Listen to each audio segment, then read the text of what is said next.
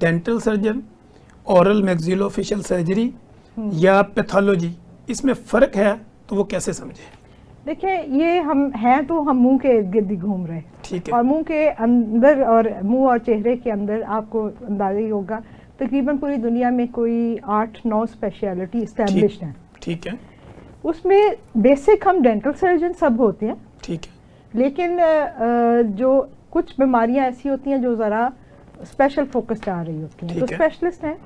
اس میں جو oral and میگزیلوفیشل pathologist کا کام جو ہے پیرالل ٹو پیتھولوجسٹ ہے. ٹھیک ہے، اس میں کلینکل بھی ہے اور لیب بھی ہے. ٹھیک ہے، اور جو سرجن ہے اس نے کینسر ٹریٹ کرنا ہے، جبڑے جو ٹوٹ کے آئے ہیں ان کو ٹریٹ کرنا ہے، کوئی پیدائشی مسائل ہیں ان کو، جو جبڑے کی مسائل ہیں، ٹھیک ہے، اس کا بہت پیرالل اوور لیپنگ ہے ود ENT.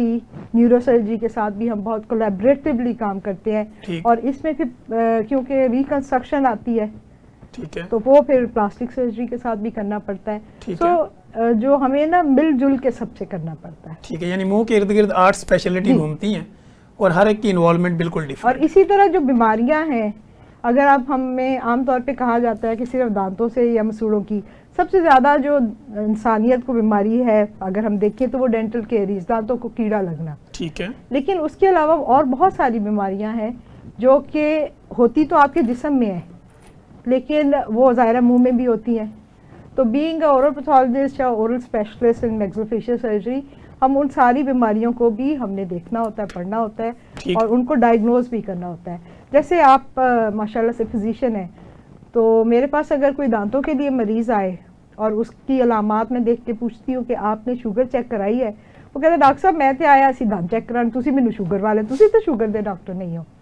تو بہرحال آپ بینگ اے اسپیشلسٹ جانتے ہیں کہ ایوری پارٹ آف باڈی جو ہے وہ اپنی ڈیزیز کی سمٹمس اور سائنس شو کرتا ہے.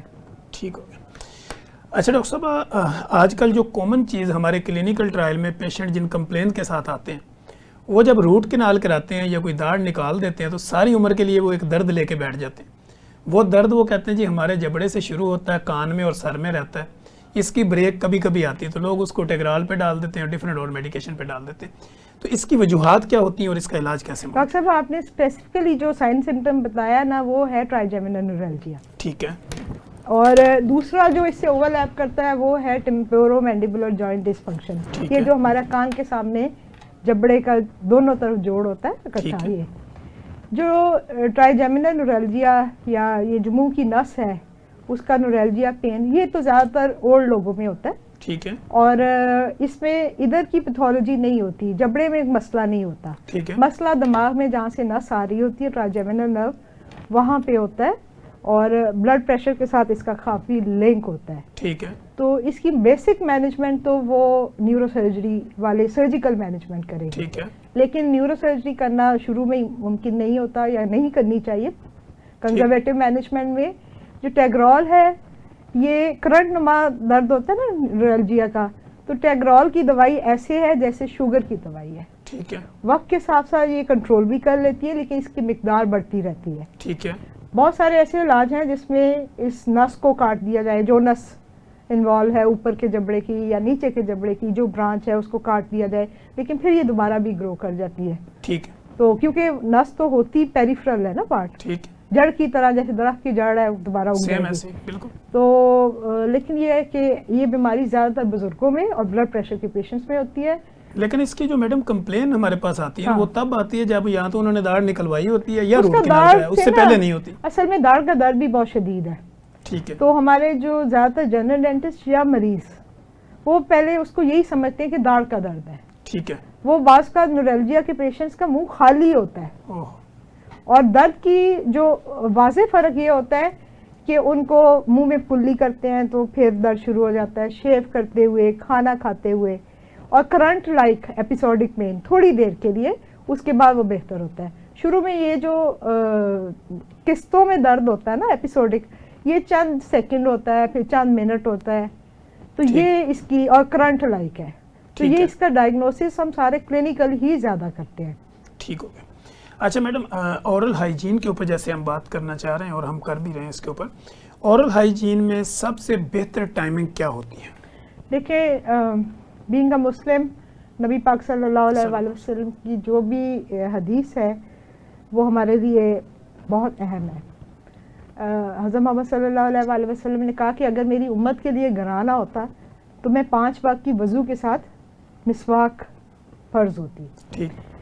اب مسواک وقت کے ساتھ ساتھ مسواک کی بجائے ہم ٹوتھ برش پہ آ گئے، آرٹیفیشل فائبر آ گئے.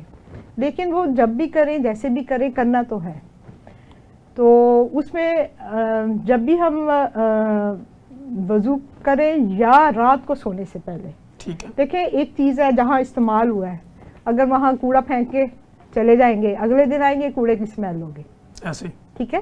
تو اس کو صاف کر کے، کیونکہ رات میں ہم نے منہ بند کر کے سونا ہے اور 8 گھنٹے اگر نہیں تو 6 گھنٹے بالکل ایسے وہ ہم نے بیٹھنا ہے. تو وہ بہت ضروری ہے کہ رات کو آپ برش کریں اور فلاس کریں. ٹھیک ہے.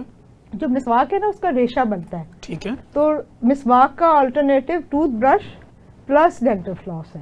اور ڈینٹل فلاس کرنے کا بھی طریقہ دھاگے انگلیوں پہ لپیٹ کے کریں، وہ جو ایک پلاسٹک پہ ماؤنٹڈ آتا ہے وہ نہ کریں. ٹھیک ہے. اور دوسرا یہ ہے کہ جب آپ صبح ناشتہ کر لیتے ہیں، وضو کریں صبح کلی کر لیں. اگر رات کو دانت صاف کیے ہوں تو صبح آپ کلی بھی کر لیں تو ٹھیک ہے. مگر صبح جب آپ دفتر جا رہے ہیں، بچے اسکول میں جا رہے ہیں، اور ماشاءاللہ سے اب ہم مائیں جو ہیں وہ بھی سوئچ ہو گئی ہیں را فوڈ سے ریفائن فوڈ تک میں. ہم سیریل دے دیتے ہیں، کوکیز دے دیتے ہیں، بن دے دیتے ہیں، یہ ساری بریڈ، یہ ساری چیزیں چپکتی ہیں. پراٹھا اس طرح نہیں چپکتا. تو یہ 4-5 گھنٹے بچہ اگر اسکول میں جاتا ہے، لنچ بریک تک اس کا منہ خالی رہے گا، بیٹھا ہوگا. ہم بھی جیسے دفتروں میں جاتے ہیں تو یہ پھر ایک ٹائم مل جاتا ہے بیکٹیریا کو. ٹھیک ہے. تو کیڑا لگنے کی جو وجوہات ہیں اس میں وقت بھی اہم ہے. ٹھیک ہے. تو صبح دفتر جانے سے پہلے یا گھر سے نکلنے سے پہلے، ناشتے کے بعد آپ ضرور سادہ بے شک ٹوتھ برش کریں. دوسرا ایک بہت سوال جو میرے سے پوچھا جاتا ہے، ہر کوئی کہتا ہے جی ٹوتھ پیسٹ بتا دیں، کوئی چنگا یا ٹوتھ پیسٹ دس دو جو نا میرے دانت ٹھیک ہوں. ٹھیک. اس کا جواب یہ ہے کہ منہ کی صفائی بالکل ایک کیمیکل ایکشن نہیں ہے. ٹھیک. ایک بچے کو آپ نا سرف گھول کے کمرہ دھونا ہے آپ نے، تو آپ دے دیں وہ بس پھیلا دے گا تو اس سے نہیں صاف ہوگا جب تک کونوں میں جھاڑو یا وائپر سے صاف نہ کیا جائے. ٹھیک. خوشبو کے لیے آپ سرف بھی ڈال لیں. ٹھیک. تو یہی بات میں کہتی ہوں کہ منہ میں اگر آپ صرف ٹوتھ برش خالی بھی کر لیں، اس کو صاف کریں میکینیکلی. ٹھیک. اندر جھاگ بنانے سے نہیں فرق پڑتا. ٹھیک ہو گیا. وہ ایڈیشن ہے، بن جائے تو ٹھیک ہے، ورنہ مین مقصد صفائی. مین مقصد صفائی ہے. ٹھیک ہے. اچھا ڈاکٹر صاحب، جیسے کہ ہم آج کل دیکھ رہے ہیں بچوں میں اور بڑوں میں، جب ہم ان کو منہ کھلا کے ان کا تھروٹ دیکھنا ہوتا ہے یا ٹونسلائٹس میں کوئی پیشنٹ کو دیکھتے ہیں تو ایسی کنڈیشن میں ہمیں جو ان کے مسوڑے ہوتے ہیں نیلے پیلے کالے نظر آتے ہیں، اس کی وجوہات کیا ہوتی ہیں؟ بس اس کی وجوہات اسی سے لنک ہے کہ ہم دانت صاف کرتے ہیں، ہم سامنے کرتے ہیں. اس کو ایک اور میں ایگزامپل سے آپ کو تھوڑا سا ایکسپلین کرنا چاہوں گی اپنی پبلک کے لیے، کہ رمضان میں صبح آپ سحری کے بعد برش کر کے وضو کر کے کرتے ہیں، سارا دن کچھ کھاتے پیتے نہیں ہیں. ٹھیک ہے. آپ افطاری کے وقت اپنے دانتوں کے اوپر ایک اگر تہ دیکھیں تو ایک چھوٹی سی ایک پیلیکل آئی ہوتی ہے، بایو فلم بھی آئی ہوتی ہے. اب جو ہی آپ کھانا کھاتے ہیں تو جو سموتھ سرفیس ہے وہ تو زبان سے، ہونٹ سے، خراک سے صاف ہو جائیں گی. گڈیریاں کھائیں تو دانت صاف نہیں ہو جاتے ایسے. لیکن جو مسوڑوں کے ساتھ ساتھ ہے وہ نہیں ہوتا. اور اسی طرح جب ہم برش کرتے ہیں، ہم پکڑتے ہیں لمبے لمبے اسٹروک ادھر ادھر، یہ وہ ہم نے تو صاف کر دیا، لیکن ہم مسوڑوں کے ساتھ صاف نہیں کرتے. ٹھیک. اور ریفائن کام کے لیے آپ کے ہمیشہ اسٹروک چھوٹے ہوتے ہیں. آپ پینٹنگ کریں نا، خوبصورت بنانی ہو تو اسی طرح برش کرتے ہوئے بھی آپ بڑے اسٹروک کی بجائے ٹارگیٹڈ ایریا دانتوں کو ڈیوائڈ کرتی ہوئے جو برشنگ ٹیکنیک ہے کریں، تو پھر وہ جو پتھر نما over the period of time جم جاتا ہے نا، پلاہٹ ہو جاتی ہے، کیلکولس جم جاتا ہے، وہ ہو جاتا ہے. اور دوسری بات ایک اور جو چیز ہے، ہم ترقی یافتہ ملک نہیں ہے، ہم تو انڈر ڈیولپ کنٹری ہے اور ہم اسٹرگل کر رہے ہیں ہر چیز میں. عالمی ادارہ صحت کہتا ہے کہ ہر 6 مہینے بعد آپ جا کے دانتوں کا چیک اپ معائنہ کروائیں. اور اس میں سب ترقی یافتہ ملکوں میں وہ کلیننگ کر دیتے ہیں. ٹھیک. یہ ایک روٹین ہے، جیسے خواتین آج کل فیشیل کراتی ہیں یا گاڑی کی آپ سروس کراتے ہیں.